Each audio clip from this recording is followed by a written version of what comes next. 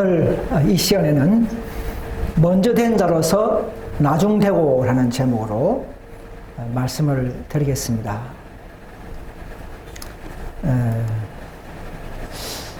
이번 성경에 보면요, 먼저 된 자로서 나중되고 나중된 자로서 먼저 될 자가 많으니라 하는 제목입니다. 이것은 신약 성경에 약 3가지의 종류로 상황을 기록되고 있습니다. 오늘 이 3가지 이런 입장 속에서 어떻게 우리가 대처해야 할 것인가 교훈받도록 하겠습니다. 먼저 보면은 마태 19장 21절 보면 부자법관이 나오죠. 자, 부자법관은 어떻습니까? 나는 계명을 다 지켰나이다 이렇게 했습니다. 그런데 외적으로는 계명 잘 지킨다고 하지만 속으로는 이심과 욕심 많은 성도들을 상징합니다. 또 마태 20장에 보시면 포도원에 품꾼이 나오죠. 11시에 들어온 품꾼도 똑같이 12시간 일한 자와 똑같이 나눠줬던 주인의 입장을 볼 때 그 앞에 일찍 들어온 사람들은 주인을 원망했죠. 방침을 원망했습니다. 또 세 번째, 누가복음 13장에 보시면 좁은 문으로 들어가라 이렇게 했습니다. 그래서 우리는 좁은 문이 무엇인지를 우리가 좀 알아야 되고, 이 좁은 길을 가는 우리들의 입장과 처세들을 우리가 이 시대에 어떤 것이 좁은 길인가 하는 것을 우리가 또 살펴볼 필요가 있다고 생각합니다. 이 좁은 길을 가는 데에 문이 닫힌 문이 나오고 이렇게 나오죠. 그래서 열천회 때 보면은 밤중 소리 때에도 미련한 처녀들에게 문이 닫혔죠. 자, 그래서 이것이 뭔가 열린 문이 있고 닫힌 문이 있는 영적으로 그런 우리가 이 구속의 영적 세계에 입장을 좀 생각해 볼 필요가 있습니다. 자, 먼저 부자법관 말씀을 좀 보겠습니다. 마태 19장 20절이죠. 이 청년이 이제 앞에 좀 생략하고, 그래서 내가 모든 것을 다 지켰다고 그렇게 내가 아직도 무엇이 부족하니까 그렇게 이 청년이 예수님께 질문했습니다. 그리고 예수님은 그 청년 법관의 마음을 다 알고 있죠. 그들의 품성의 그 본질을 다 알고 있습니다. 그래서 내가 온전하게 될진데 내 소유를 팔아 가난한 자를 주라 이렇게 했습니다. 근데 청년이 자기 재물이 많은데 다 팔아주라 하니까 근심하여 가버렸습니다. 이 청년은 바로 재물이 어떤 우상이 되었었죠. 그래서 예수님께서는 진실로 내게 이르노니 부자는 천국에 들어가기 어렵다고 이렇게 말합니다.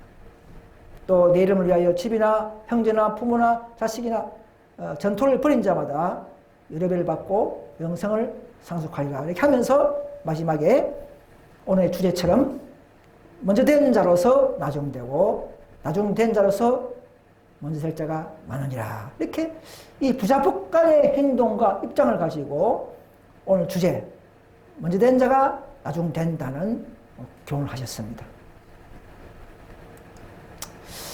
자, 우리가 그 베드로가 뭐라 했습니까? 그 당시에 유대인들이나 또 제자들이 또 마찬가지로 베드로는 내가 예수님을 따르는 데에 모든 것을 다 버렸습니다. 이제 무엇을 얻으리니까 이렇게 말했어요. 자, 이 베드로의 그 사상에는 그 질문 자체에 항상 행한 분량에 따라서 보상이 주어진다는 그런 사상하고 꽉 차 있었어요. 당시 제자들 사이에는 자기 만족과 자기를 높이는 정신과 서로 비교하는 정신이 있었다는 것입니다. 그 제자들 사이에도 누가 실수하면 속으로는 기뻐하고 이런 정신이 있는 것이죠. 오늘 우리에게도 그런 수가 있습니까? 있을 수가 있어요. 어떤 라이벌 의식을 느끼고 저 사람이 실수하면 속으로는 기뻐하는 이런 정신들. 자, 이런 정신들이 제 아들에게는 있어야 안 되고 오늘 우리에게도 있어서는 안 됩니다.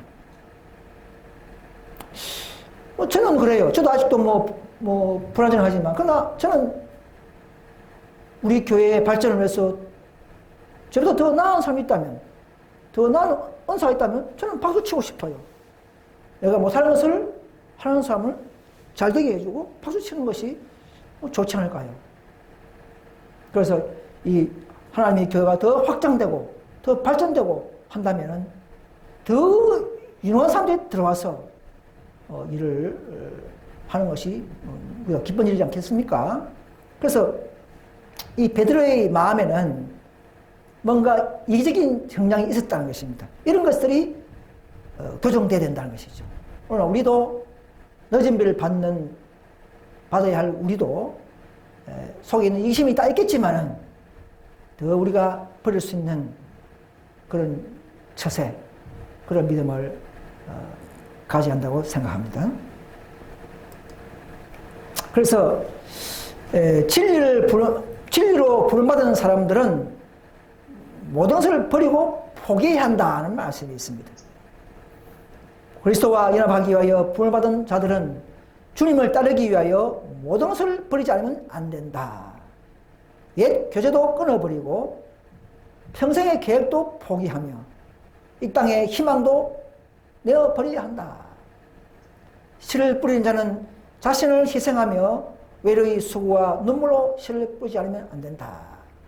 자, 이것이 마지막 남은 교회, 마지막 복음을 전파하는, 즉 초대교회 당시의 제자들처럼 바로 14만 4천을 추구하는 자들에게 정신에서 나타나야 할 것입니다. 그래서 이 길은 참으로 외롭고 또 영웅적이고 정말 어려운 길인 줄 믿습니다.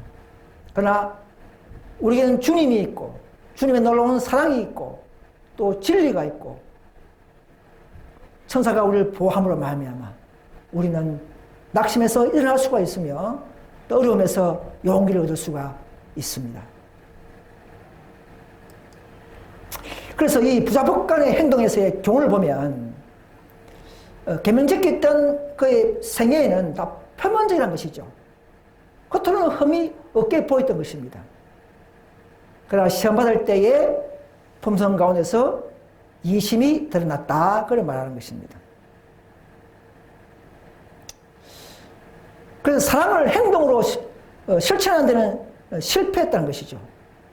그래서 그는 율법의 계명을 진정으로 지키지 않은 셈이 되는 것입니다.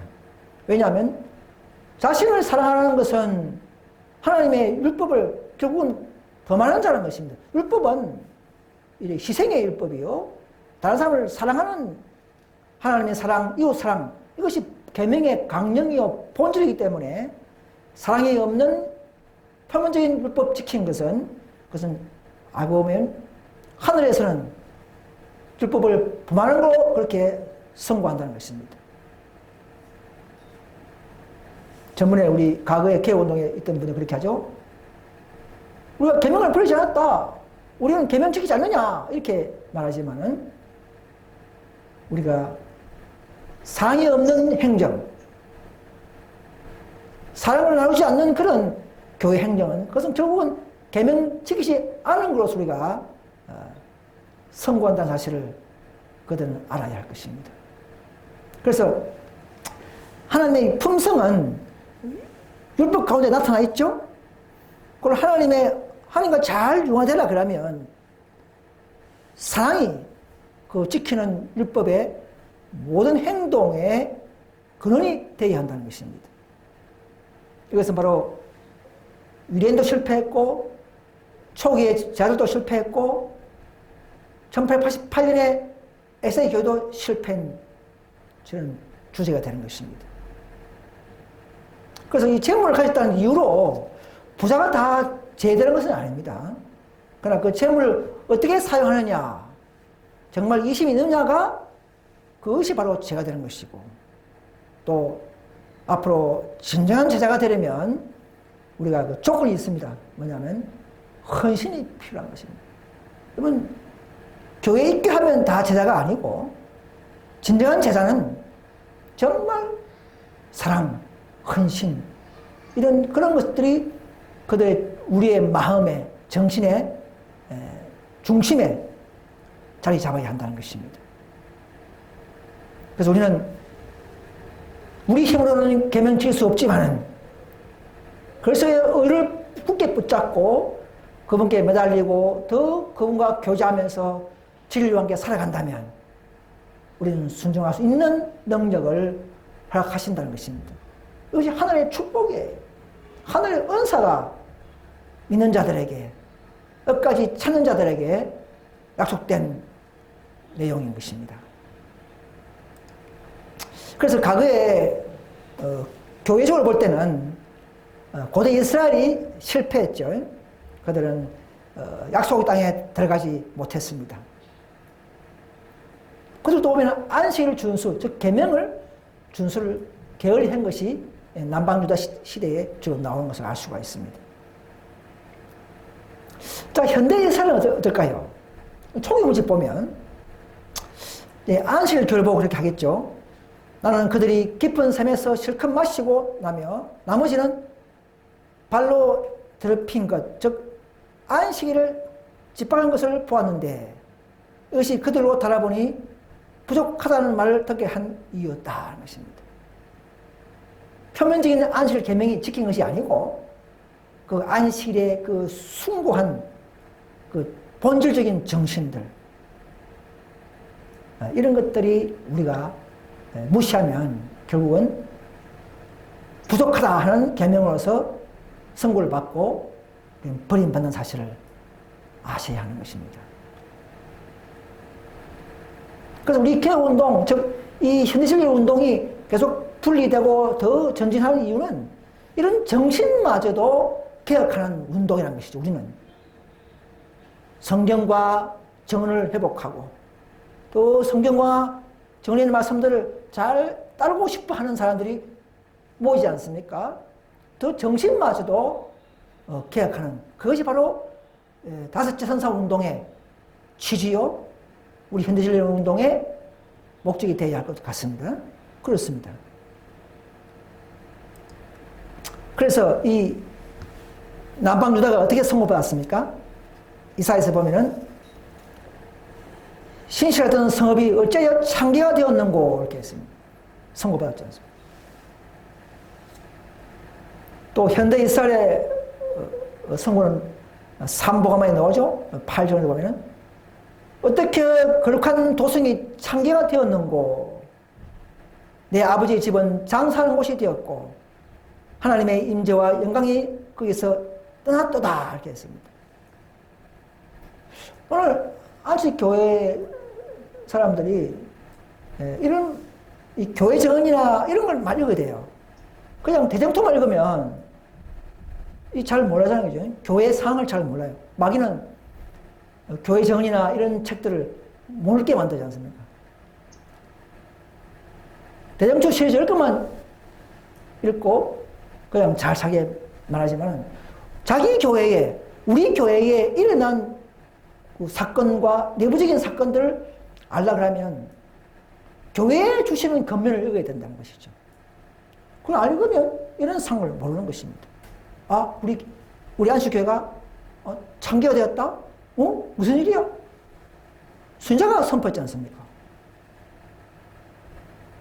이걸 깨달을 때에 다시 한번 자신을 돌아보고 다시금 새로운 개념으로 살아갈 수 있게 될 것입니다. 그런데 지금 사단은 점점점 안식교회를 공략하는 방법은 예언의 신을 읽지 못하게 하는 것. 이것이 마귀의 큰 계략인 것입니다. 자, 그 다음에 이제 포도원의 품꾼들을 보겠습니다. 자, 마태 20장 1절에 나오죠. 마태복음 20장 1절에 보시면 포도원의 품꾼들을 좀 보겠습니다. 다 읽지 않겠습니다. 많기 때문에. 그래서 이른 아침에도 사람을 뽑고 계속적으로 이제 이 사람을 뽑아서 포도원에 들여보내고 또 제3시에 또 제6시에 제9시에 제11시에 오후 5시죠. 11시는. 그런데 이제 많이 들어와서 열심히 일하는 자들도 더 많이 임금을 받을 줄 알았는데 집주인이 똑같이 한 달씩만 주는 거예요. 나중에 온 사람도 1시간 일해도 한 달란트. 앞에 온 사람은 종일 수고하고 덕이 속에서도 10시간 이상 일해도 한 달란트. 불만이 있겠죠. 오늘 세상에는 이렇게 하지 않습니다. 세상에는 일 많이 하면 더 많이 주고 먼저 들어온 자들은 직책이 높아지고 그래 되고 새로 들어온 사람들은 급여도 작고 직책도 뭐 사원부터 이래야 되는데 하나님의 방침은 그게 아니라는 것이죠. 자, 그래서 우리는 이 교회에 이 말씀하시는 하나님께서 하시는 그 경영 방침을 우리는 배워야 할 필요가 있습니다. 세상 제도보다도 세상 정신으로 하는 것이 아니고 하나님의 경영 방침과 하나님의 방법으로 따라가는 그런 교회 제도가 되고 그의 방침이 되어야 할 줄 믿습니다. 그렇게 하면 우리도 그리스도 같은 정신으로 동화될 수가 있는 것입니다. 제 아들은 그런 정신이 망각할 위험이 있었어요. 자꾸 보상, 행위, 이런 실적, 이런 것을 많이 생각을 해왔어요. 그런데 이 보시면, 정을 보시면, 맨 마지막에 부름받은 사람도 처음 사람과 똑같은 은혜를 받았다.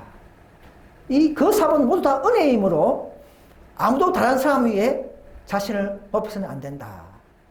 아무도 피차에 남을 시기해서는 안 된다.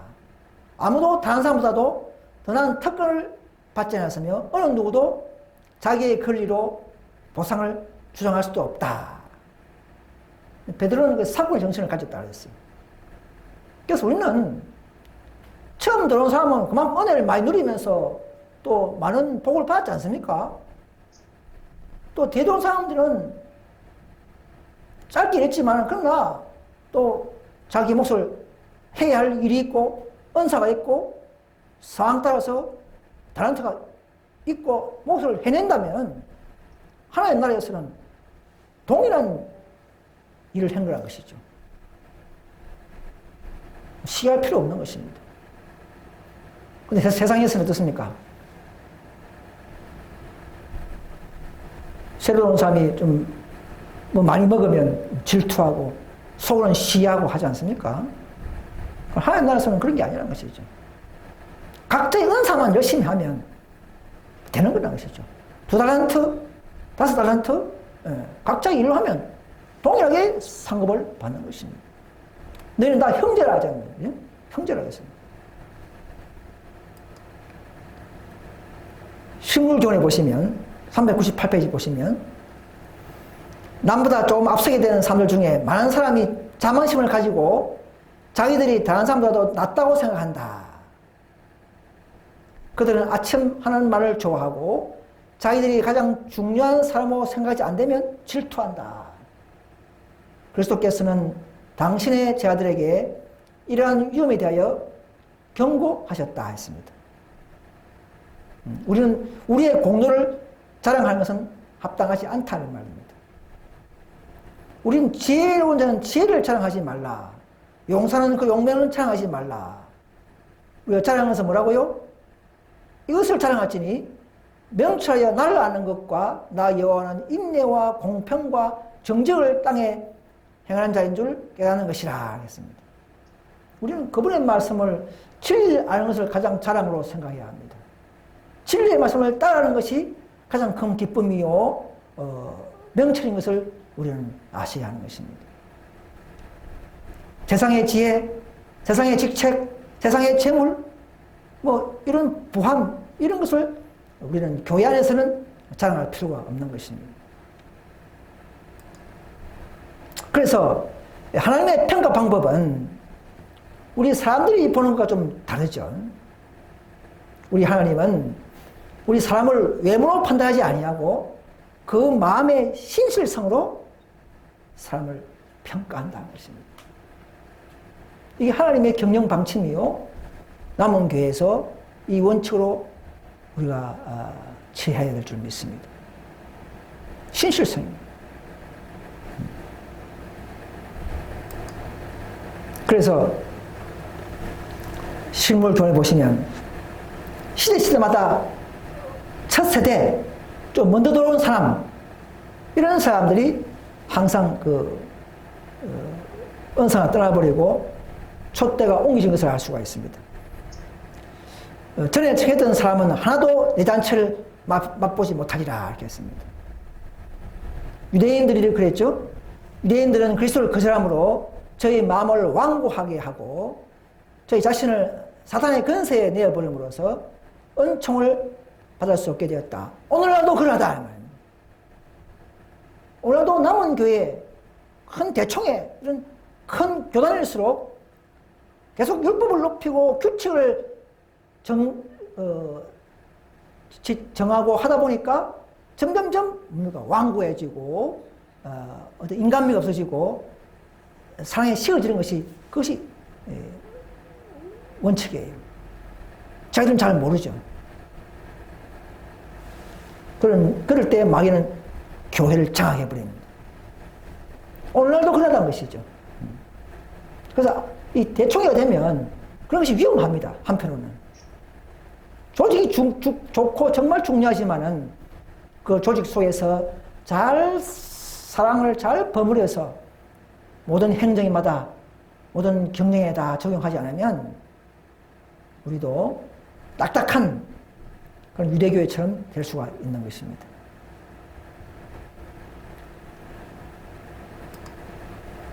자, 그래서 포도원의 품꾼들에서의 교훈을 좀 봅시다. 그래서 이러한 분량에 따라서 보수를 받은 것이 아니고 주인의 아랑이에서 간동성에서 보수를 주신다는 것입니다. 이 세상의 방법과 다른 것이죠. 그래서 하나님의 나라에서는 이러한 결과도 물론 상급을 받지만 더 중요한 것은 이러한 정신이라는 것입니다. 하나님의 그 복음의 본질이 그거죠. 경거치 아니할지라도 정말 회개하고 용서를 구한 자들은 없다 하시는 하나님의 은혜가 주어지는 이런 경영 원칙, 이런 규칙들이 하나님 나라의 원칙인 것입니다.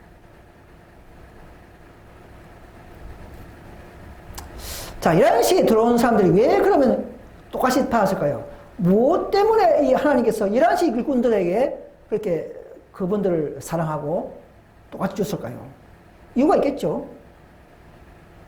자, 11시에 들어온 자들은 일할 기회를 얻게 된 것에 대해서 감사하다. 내가 여기 들어왔는데도 일감 줍니까? 감사합니다. 이런 감사의 마음으로 먼저 참여했다는 것이고, 그 다음 나는, 임금 받을 자격이 없다. 일 조금 했는데 어떻게 일 받느냐, 임금 받느냐.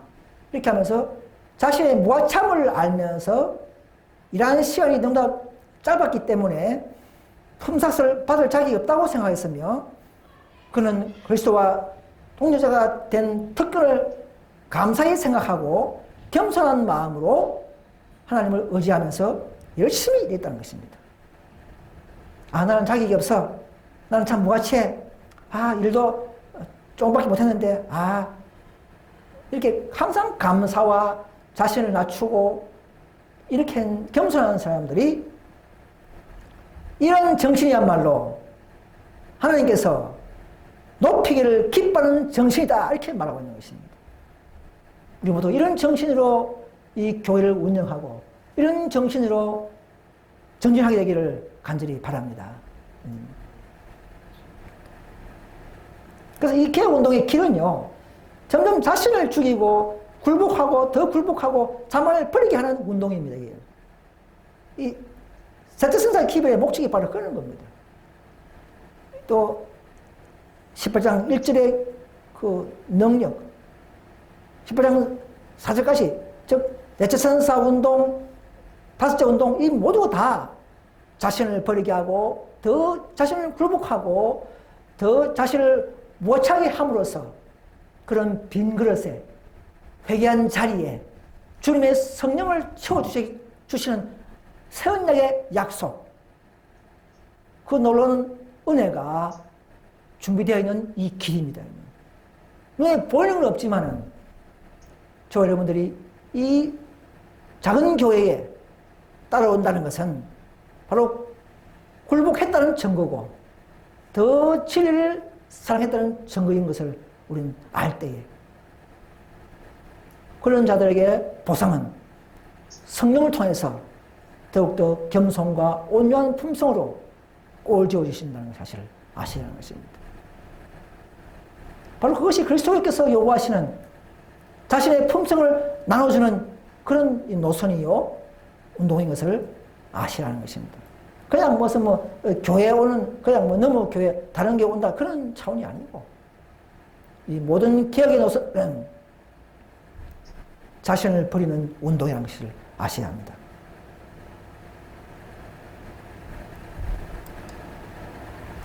자, 하나님의 능력은요 약한 사람을 통해 나타난다. 자, 이것도 하나님은 또 이 경영 방침이에요. 위대한 일을 하는데 위대한 사람을 쓰면 잘할 것 같지만 그런 사람들은 뭔가 자만, 자기 명예 그런 것들이 꽉 있기 때문에 온전히 하나님의 품성을 드러내는 데에 실패할 것을 하나님은 아시기 때문에 가장 미약한 그릇, 가장 약한 사람을 통해서 회개시켜서 하나님의 놀라운 능력을 나타나게 하는 이것이 하나님의 방침인 것입니다. 그래서 우리가 보기에는 크게 보이는 사람이 크게 보이는 것이 적게 보이는 것이고 하나님께서도 작게 보인다고 생각하는 사람이 하나님께도 우리가 작게 보이는 사람이 하나님께서는 크게 보인다는 사실입니다. 우리의 표준에 따라서 갑은 크고 어른 작다 이런 거 할 것이 아니고 하나님께서는 하나님의 품성과 하나님의 방법대로 평가하고 있다는 사실을 아셔야 합니다. 그래서 많은 사람들이 심각한 죄를 짓고 허물이 있지만은 그들은 열심히 회개하고 마지막에 주님을 붙잡고 용서를 받은 자들은 일찍이 많은 경험을 하고 교회 오래 다니고 많은 능력을 받은 사람보다도 더 중요한 자리 아버지 보좌 옆에 선다는 것입니다. 참 이것은 이 보면 대단한 은혜예요. 사랑이 많으십니다. 일 많이 하고 열심히 하나님 사업을 한 자를 더 높여야 되는데 그걸 하지 않아요. 죄가 많은 곳에 더 은혜가 많아요. 그리고 부모들도 보면 그런 게 있어요. 아들이 많이 있다 합시다. 제일 못나고 괴롭히고 이런 못 사는 사람들을 더 도와주려는 마음이 있지 않습니까? 딱 그 성경에서 하나님이 심어준 그 마음에서 나오는 것 같아요. 다 그런 건 아니겠지만 세상 사람은. 그래서 우리가 하나님의 그 놀라운 사랑에 나오는 그 경영 방침은 더 죄가 많지만은 더 나쁜 짓을 많이 했지만은 그가 그 중심을 보시고 그 회개한 그 마음을 보시고 그는 더 은혜를 주시고 그에게 더 큰 능력과 자리를 주신다는 사실입니다. 주님은 그러면 내가 하는 것은 내 마음대로 하지 않습니까? 어느 누구가 거기에 닿지 못하는 것이죠. 사도 바울 보십시오. 사도 바울이 무슨 제자 수업을 받았습니까? 한 번도 제자 수업 받은 적 없어요. 그냥 한 일은 스테판 무리 잡아당겨가지고 고발하고 그는 죽이는데 지도했던 살인 그룹의 두목이었습니다. 하나님은 그런 사람을 잡아가지고는 기존 12제자의 그 학교에 제자 수업을 받지 않은 그런 자를 잡아가지고는 불러가지고는 이방인의 큰 사도를 맡겨버리고 성경 14권을 서게 만드는 이런 놀라운 일을 주시는 그 은사, 그 사랑. 야, 이 사랑에 누가 탄복하지 않겠습니까? 그렇죠? 세상에는 결국 그런 일이 없습니다. 그럴 수가 없어요, 세상에서는.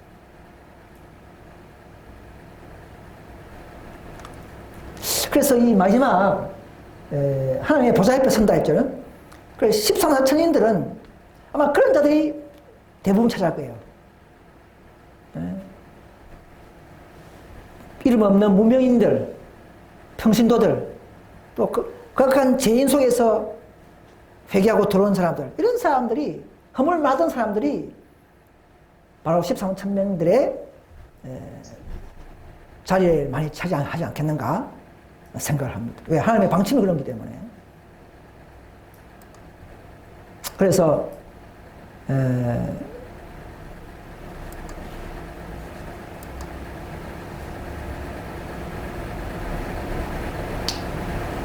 그래서 포도원의 일꾼을 아까 했고, 그래서 이제 참다운 희생 정신과 무아의 정신으로 봉사한 자들은 마침내 척제가 될 것이다. 그래서 우리도 이 희생 정신, 희생은 저정소에서 우리는 저정소 진리를 전파하겠다는 그 약속을 우리는 무언간에 우리는 입교할 때에 우리는 그 정신을 언약한 것입니다. 희생정신. 또 그리스도의 사랑을 많이 먹고 그 교제한 자들은 무아의 정신이 있어야 되는 것입니다. 주님의 그것도 아름다운 덕목이 자기를 딴 자들에게 분명히 부어주셔요. 무아지경으로 주님의 일을 위해서 하는 자들. 이런 자들은 그리스도를 더 많이 먹은 자가 되지 않겠습니까? 그들의 봉사. 그런 자가 하늘에서는 첫째가 된다는 것입니다. 이 땅에서는 첫째가 안 될 수가 있어요. 그래서 제일 먼저 부름받은 일꾼들은 왜 그러면 안 되느냐? 질투심이 강하고 자기가 어렵다는 사람들, 그런 사람들을 대표한 것이죠. 대표한 것입니다. 그래 되는 모양이에요. 그죠? 지식이 많을수록 뭔가 자신이 나는 똑똑하다, 나는 많이 한다, 이런 사상이 들게 있어요. 우리 재성이 있는 우리는 지식이 많고 뭐 많이 알면요, 뭔가 스스로 어렵다는 느낌을 가지게 되고 똑똑하다는 생각을 하게 될 수가 있어요. 항상 우리는 그런 마음을 또 소멸시키고 우리는 항상 그리스도의 마음처럼 겸손하고 또 자신을 좀 더 무가치하게 느끼는 그런 마음으로 다시 또 돌변해야 됩니다. 항상 수시로 그렇게 해야 되는 거예요. 이걸 잘하는 사람들은 복음과 율법을 잘 조화롭게 자기 심령에서 잘 조화롭게 이용하는 삶인 줄 믿습니다.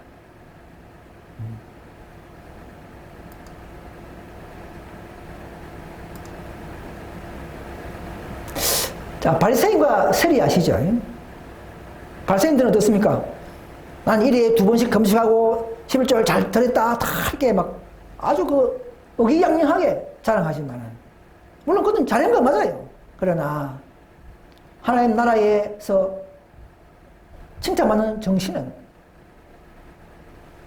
세상에서 손발받고 차별받는 그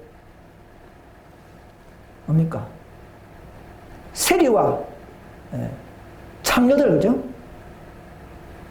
평생 뭐 교회 안 다니보고 죄 맞았던 그런 사람들이 회개하고 감히 눈을 들어 하늘을 쳐다보지 못하고 나는 죄인으로소이다, 이렇게 하는 완전한 굴복의 정신, 이런 정신을 하나님께서는 높이신다는 것입니다.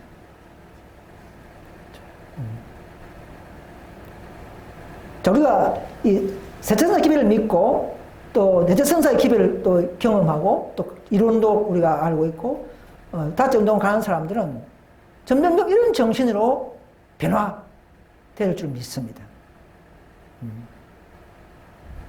자신을 낮추고 상대방을 더 높이고 또 자신을 더 겸손하게 만들고 진리 앞에, 특히 진리 앞에는 무조건 겸손하고 우리는 그것을 따라갈 수 있는 그런 마음이 싹 트도록 그런 마음을 갖게 되도록 우리는 기도합시다. 그런 믿음이 오늘날 이 개혁 노선에서 필요한 정신인 줄 믿습니다. 우리가요, 받은 재능을 사용하지 않으면 큰 손실을 당한다 알겠습니다. 한 달때 받은 자들가 땅에 딱 숨겨놨죠. 우리가 많은 지식들을 많이 받았습니다. 그죠? 건강기별, 또 지성소에서 주어진 모든 하늘의 비밀들, 놀라운 성화에 이르는 과정들, 또 짐승의 정체, 또 여전비와 재림을 앞두고 있는 모든 우리 과정과 순서들, 이런 모든 라오디게아 교회에 주신 금과 또 이런 모든 믿음, 이런 믿음을 성숙시키는 더 전진할 수 있는 이런 모든 주옥 같은 지식들을 우리가 나눠주지 않으면 소멸당한다는 것입니다. 또 그만큼 화가 있다는 사실을 아셔야 하는 것입니다. 이 우리의 이것이 하나의 양면적인 책임이요 입장인 것입니다.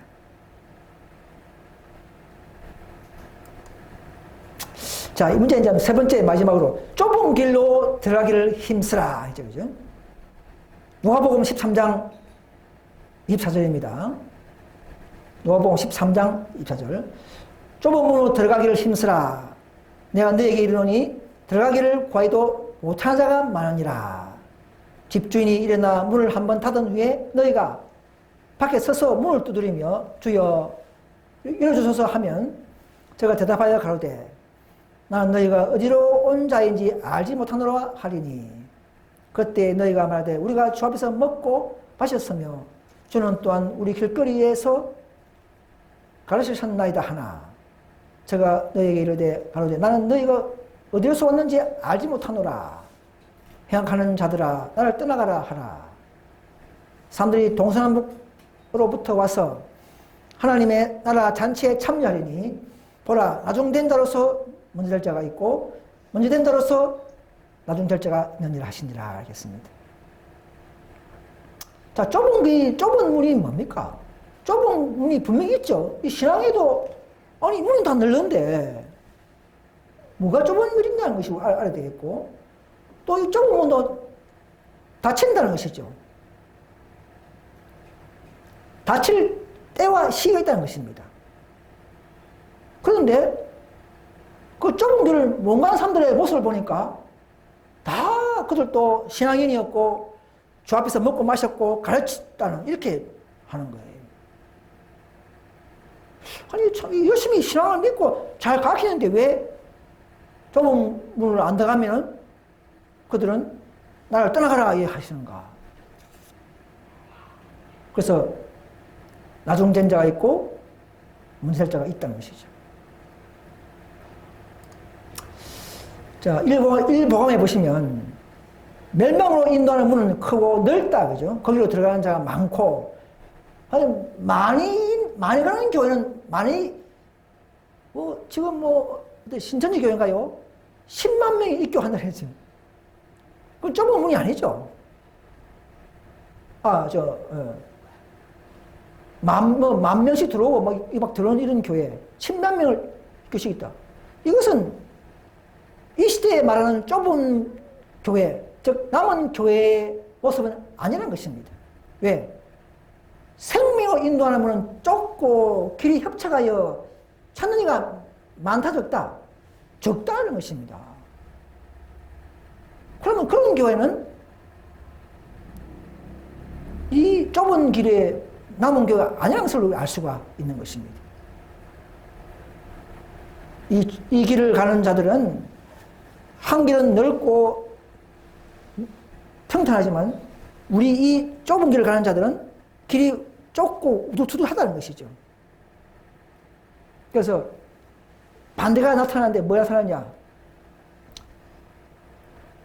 품성, 생애, 의복, 대화에서마저도 반대된다는 것이죠. 반대. 여러분 그 10만 명 있겠다는 그거 껴보십시오. 품성은 따지잖아요. 그냥 막 계시록만 줄줄 외워가지고 시험 쳐서 그냥 뭐 그걸 하면 그게 교회인 줄 알고 이 교회가 뭔지도 모르는 사람들이죠. 교회는 이론과 지식도 중요하지만 품성을 제일 우선으로 하는 그런 교회야만이 남은 교회에 자격이 있는 것입니다. 그 생애가 말해줘야 되는 거예요. 열매를 보고 알지라 하지 않습니까? 그들의 교주, 그들의 뭐 보십시오. 그렇게 하는 생애를 살고 있습니까? 심지어 의복마저도 대화까지도 정말 우리가 겸손한 대화. 저도 많이 부족하지만은 그런 길로 가는 그렇게 가르치는 교회야만이 남은 교회가 될 수 있는 것입니다. 그래서 좁은 길로 간다는 뜻은 완전한 굴복과 완전한 순종이 요구됩니다. 이기주의와 이적 욕망은 결코 이 남은 교회에서 살아갈 수 없습니다. 좁은 길을 통과할 수 없습니다. 자희생이 따를 때는 자희생을 하는 이런 극기의 길이 이 시대의 개혁운동의 최후의 개혁운동의 입장이요 모습인 것입니다. 그래서 여기 오면 뭐 새롭게 와야 되고 옛날 교회 때 있으면 친구도 많고 거기서 사업도 잘 되고 교제도 잘 되고 직책도 주는데 여기 오니까 뭐 아무도 안 없고 이게 뭐 삶도 좋고 너무 외롭고 심심하고 오잖아요. 자희생이 필요한 그 길은 그렇게 함으로 말미암아 더 자신을 이기고 고정된 관념을 버리게 만들고 더 그리스도를 따라가는 겟세마나의 경험을 하도록 하는 그 길이 바로 최후의 개혁운동의 다섯째 운동의 시작인 것을 아셔야 하는 것입니다. 우리는 생활과 품성에서도 개혁을 하게 만들어버립니다. 우리가 하늘에서 성도가 되려면 우리는 이 땅에서도 먼저 성도가 되어야 할 줄 믿습니다. 그래서 진리를 사랑하고 정말 진리를 사랑하고 또 온유하고 겸손한 자들이 주로 이 좁은 길을 마다하지 않고 계속 따라온다는 것입니다. 오다가 또 넘어져 버리고 세트나 기별을 믿다가 안주의 교회에서 또 거기서 스톱 안주해 버리고 또 거기서 나와서 개운동 또 잘 왔지만 또 개운동도 거기서 또 안주하고 그들에서 또 동화되면서 또 안락하고 만족해 버리고 더 우리가 정신을 예민하게 늦은 미천까지 어떤 천사가 내려오는가를 잘 연구하면서 넷째 이후에 또 다섯째 천사들이 있구나. 도와주는 천사가 또 있구나. 그럼 도와주는 것이 뭔가? 이 기별이 셋째 천사 기별에 초된다 했으면 이것도 깨달아야 말이 셋째 천사 기별을 완성시키는 기별이구나. 이렇게 연구와 검토와 골몰하는 그런 우리가 처제 속에서 더 자신을 버리고 예언만 바라보고 말씀이 있으면 따라가는 그런 믿음의 자가 마지막 살아남게 되고 바로 14만 1,000명이 되지 않는가 싶습니다. 우리는 계속 따라가야 합니다. 늦음이 전까지. 하나님은 계속적으로 자기 백성을 시험하고 기별을 통해서 또 시험하고 행동을 시험하기 때문에 그렇습니다. 그리고 또 앞에 교회에서 흔적이 잘못된 것이 있으면 나올 수 있는 용기, 친구와 자식과 형제와 부모를 버린다 할지라도 더 말씀이 맞으면 더 전진하는 노선에 참여하는 것이 참으로 그리스도를 사랑하는 자들의 모습이라고 저는 생각합니다. 그 정도의 정신을 가진 것이 바로 오늘날 마지막 복음 사업에 사용될 용사로서의 자격을 갖춘 것이라 생각합니다. 그래서 이 3기를 보면 이런 말씀이 있어요.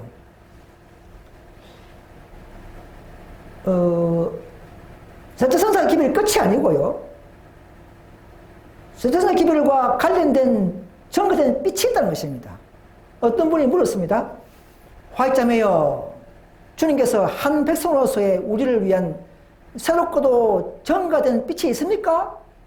그걸 하면서는 네, 나는 확실히 그렇습니다. 나는 그렇다고 생각뿐만 아니라 납득할 수 있도록 말할 수 있습니다. 만약 우리가 하나님의 준비의 날에 서야 할 백성이라면 우리에게 펼쳐져야 할 귀한 진리가 있다는 것을 나는 압니다 했습니다. 증거된 빛, 세천사 기별에서 또 네처선사의 빛, 그죠?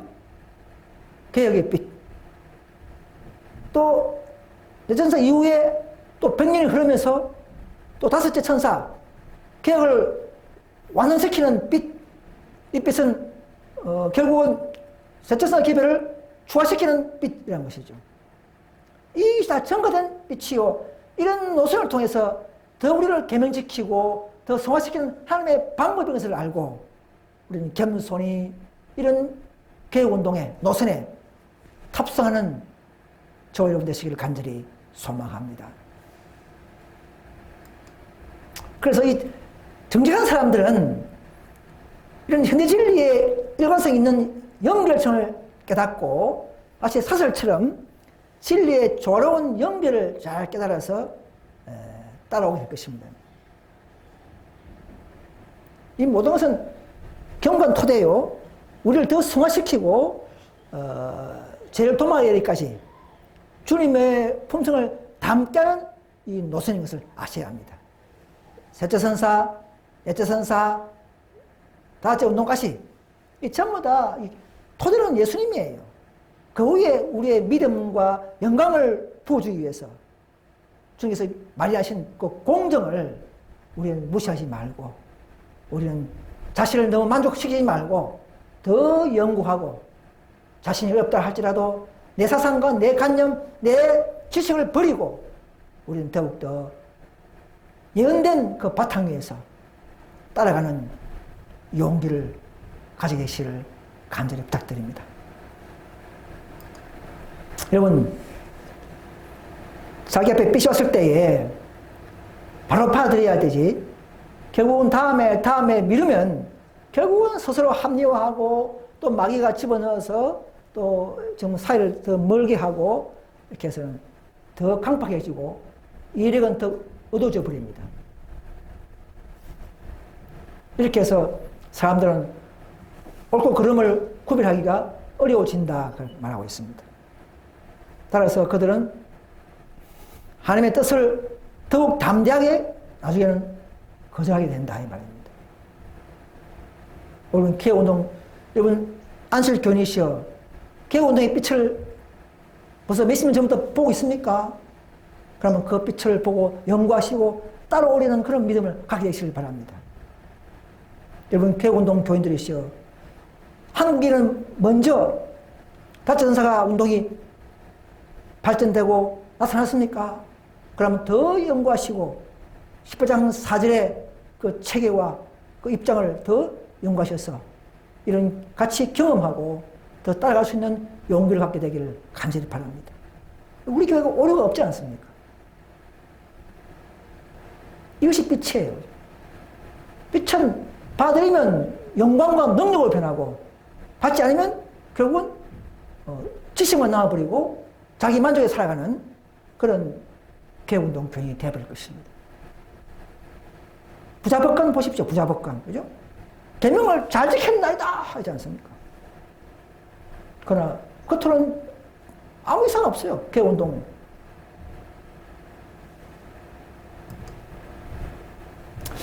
1기별 29페이지 보시면요.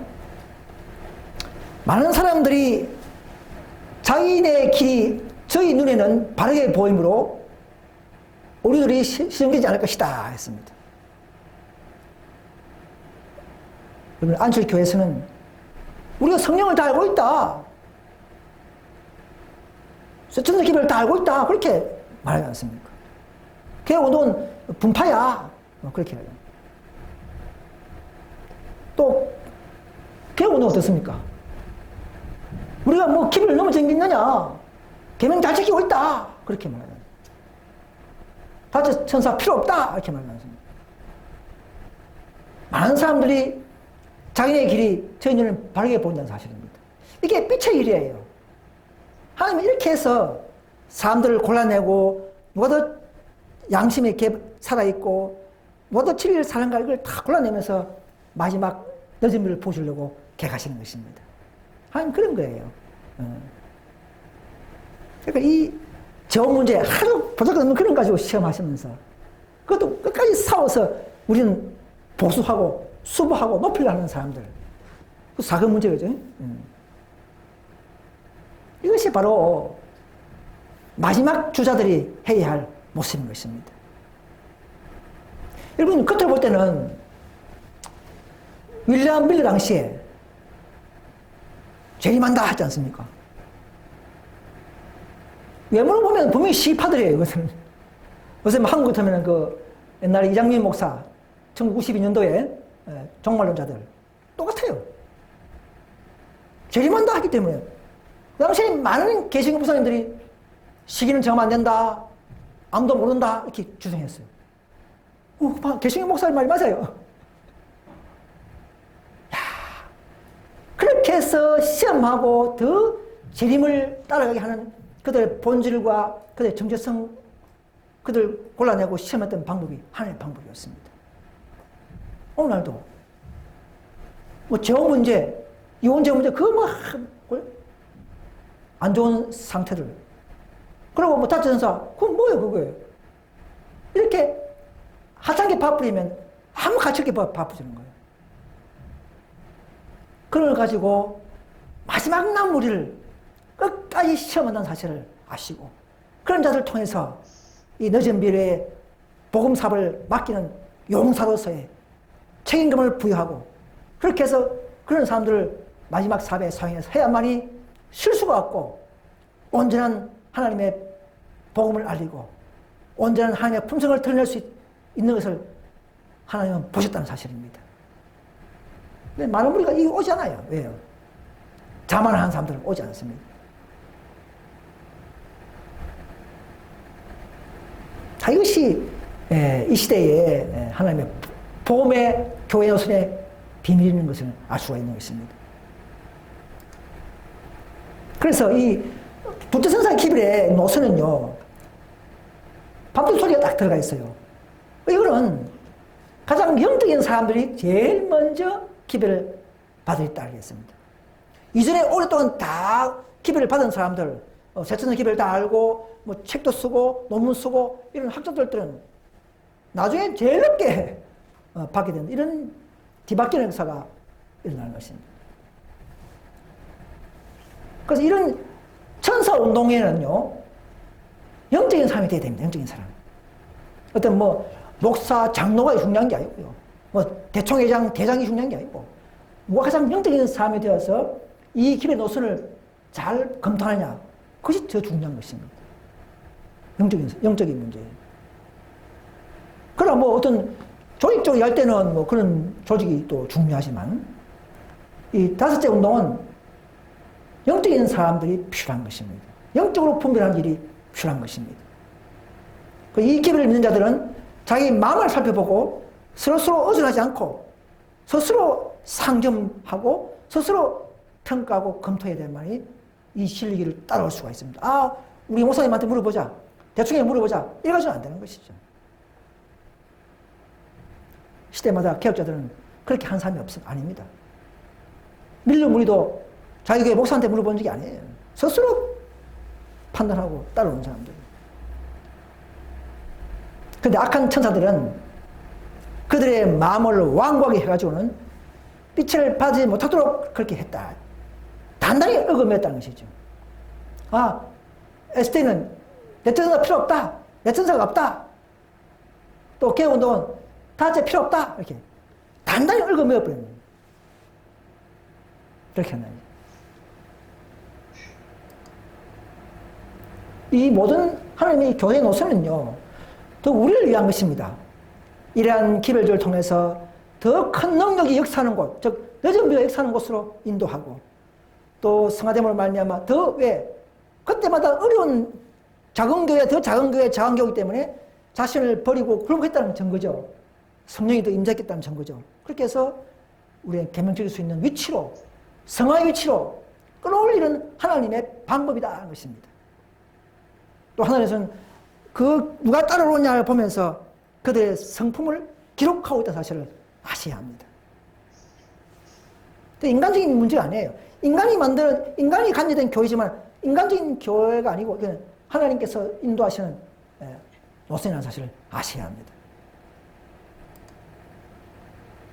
마지막 날에는요, 특히 개신교가 되겠죠. 이런 현재 진리를 전하면은 다 듣지 마라, 이단이다 이렇게 다 했지 않습니까?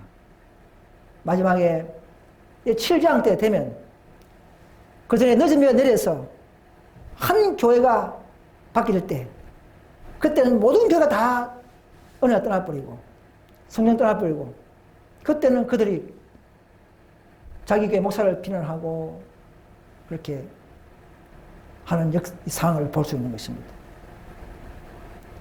그때는 많은 사람들이 해요. 너희는 우리에게 이 때에 관한 일을 말해주지 않았다.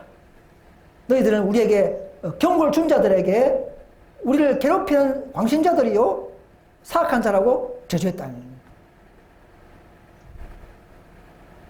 나는 많은 목사들이 하나님의 진노를 피할 수 없음을 보았다. 그들의 고통은 그 백성들보다도 10배나 더 컸다. 왜? 이 목사들이 다 막아요. 그죠? 빛을 막는 말. 그 고통은 백성들보다 10배가 더 크다는 것이죠. 지금 개신교에서 안식교 이단이다. 다 그러잖아요. 그죠? 그들이 가려진 장벽들, 오해의 어두움, 이런 것을 물들이는 자만이, 열심히 검토하고 따라온 자만이 이 오해의 어두움에서 벗어나서 참 진리의 빛으로 돌아올 줄 믿습니다. 우리가 그 일을 하고 그들의 문을 열어줘야 하는 것이죠. 자, 마지막 날에는요, 예루살렘 같은 센터들이 없어야 한다. 이 마지막 날에 주님의 사배는 예루살렘 같은 센터들이 없고 왕의 권력도 없어야 한다 이 말입니다. 이 무슨 말이냐면 10부장 사절의 운동은 그야말로 천사들 모두 다 이 정말 겸손하고 온유하고 진리한 천사들이 모이는 그런 곳. 뭐 대총회가 필요 없는 것이죠. 대총회가 그때까지는 대총회가 일하는 게 아니에요. 개인적으로 그냥 진리 따라서 모든 것을 버리고, 노예는 주인의 사슬을 끊고, 아내는 남편의 벗어나고, 직장을 사표내고, 이 밀로운동 때처럼 그런 일이 필요한 것이지. 지금은 대총회가 필요하지만은 15장 4절의 절정에는요, 그야말로 우리는 예루살렘 센터가 뭡니까? 대총회이지 않습니까? 지시하고 하는데 그건 필요 없는 거죠. 이런 일을 아시고 우리가 지금 그 일을 주축이 되어서 해나가는 주축교회가 한국에서는 바로 현대 진리연합 운동인 것입니다. 한무리가 있어야 되는 것이죠. 한무리가 있고 그들을 통해서 절정을 이루고 불러모으고 이렇게 되는 것이지, 갑자기 막 탁 나오는 건 그런 게 아닙니다.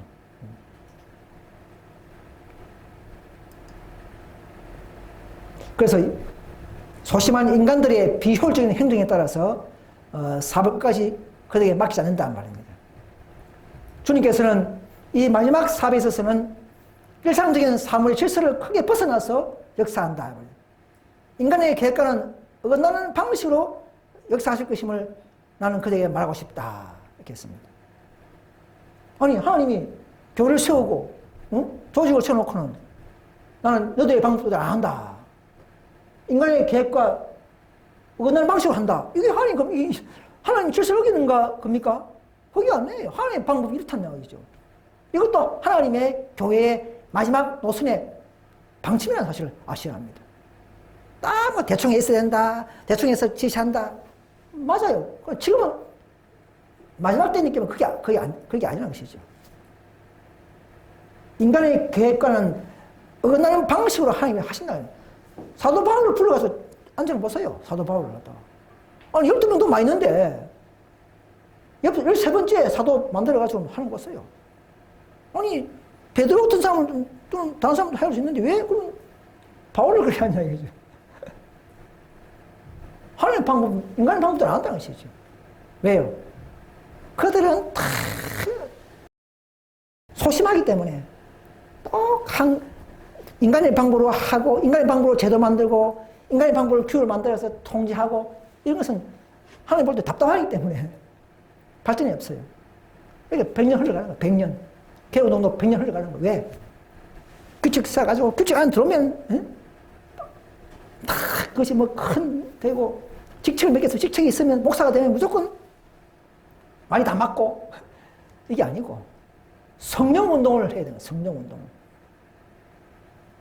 성령 운동을 일으켜서 이 사업을 마쳐야 되는데, 그들은 규칙 운동을 하고 있기 때문에, 규칙 개혁 운동을 하기 때문에, 그들을 통해서 일을 맞춰줬기 때문에, 마지막 때는 죄송하지만, 인간의 계획으로 하지 않는다는 것입니다. 오늘 우리도 마찬가지예요. 초대교회도 그렇게 했기 때문에. 그래서 이제 마지막은, 그리스도의 피로 사신 자들에게 관심을 기울이기에는 매우 너무 바빴던 자들, 위대한 일만을 생각한 자들은 자신들이 가장 작은 자들이요 맨 마지막이라는 것을 발견한다. 큰 일만 생각하고 큰 것만 생각하는 사람들, 작은 일에는 무시하고 이런 자들은 맨 마지막인 것을 스스로 발견된다는 말입니다. 주님께서는 정신을 헤아리시고 그에 따라 보상하신다. 그분은 순결하고 겸비한 어린아이 같은 사랑의 정신으로 하나님 앞에 드린 예물을 귀하게 보신다는 것입니다. 작은 일에 충실한 자들에게 큰 일을 맡기고 정말 자신을 낮추고 어린아이처럼 살고자 하는 겸손한 정신들, 이런 정신들이 이 개별 운동을 통해서 개발시킨 사람들, 그런 성품이 앞으로 사용될 성품이요 높이 평가받아야 할 품성인 것을 알 수가 있는 것입니다. 우리 모두 다 이런 세 가지 부류에 먼저 된 자가 나중되고 나중된 자가 먼저 되는 이런 놀라운 주님의 경영 방침, 또 그런 교훈을 잘 숙지해서 우리 자신도 넘어지지 않도록 보존하는 저 여러분 되시기를 간절히 바라면서 말씀을 마치겠습니다. 감사합니다.